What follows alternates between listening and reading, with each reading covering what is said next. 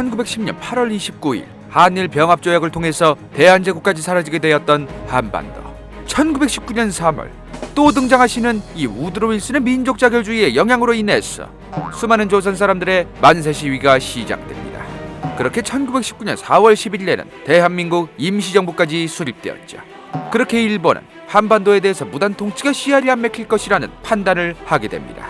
그래서 1919년 말부터 무단 통치에서 문화 통치로 점차 변화시키면서 이러한 배경 속에서 1919년 일본인들을 위한 체육단체와 1920년에는 조선인들을 위한 체육단체였던 조선체육회가 설립되었는데 1920년 제1회 전국체전을 허가해줍니다.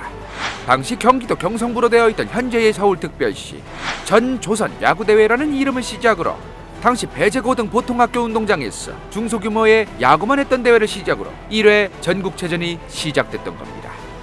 그렇게 시작되었던 조선체육회 전국체전은 1936년 베를린 올림픽 때의 손기정 일장기 말소 사건이 발생하면서 동아일보가 정관 조치를 당하고 1938년에는 조선총독부에 의해 강제 해산됩니다. 이후 중일전쟁과 태평양전쟁까지 터뜨리면서 군부는 다시 한번 강력한 무단 통치를 시작합니다. 민족 말살 통치로 노선을 바꾼 거죠. 그러나 1945년 8월 광복이 되면서 제26회 전국체전이 다시 부활하게 됩니다. 이후 1948년 남한만의 단독정부 이후부터는 대한민국 정부의 공식 대회로 승격되게 되었죠.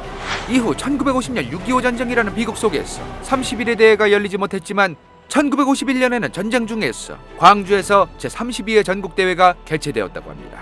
국제정치적으로 국가의 힘을 의미하는 것을 크게 하드파워와 소프트파워로 나누기도 합니다. 하드파워는 말 그대로 강력한 군사력과 경제력과 같은 것으로 보여지는 국력을 의미하지만 소프트파워는 교육이나 학문, 예술, 문화, 더 나아가서 국가의 이미지 같은 것들로 생겨나는 파워들을 말합니다. 한국에 대한 이미지를 물어봤을 때의 일반 외국인들이 말하는 그 국가에 대한 이미지, 그것이 바로 소프트파워에 해당되는 것입니다. 일제의 문화통치 전환을 계기로 시작되긴 했지만 당시 동아일보의 논설문과 함께 조선인 운동선수 양성을 위해 설립된 조선체육회, 그렇게 시작된 전국체전. 현재는 이 전국체전을 통해서 수많은 대한민국의 선수들이 발전할 수 있는 계기가 되고 있습니다.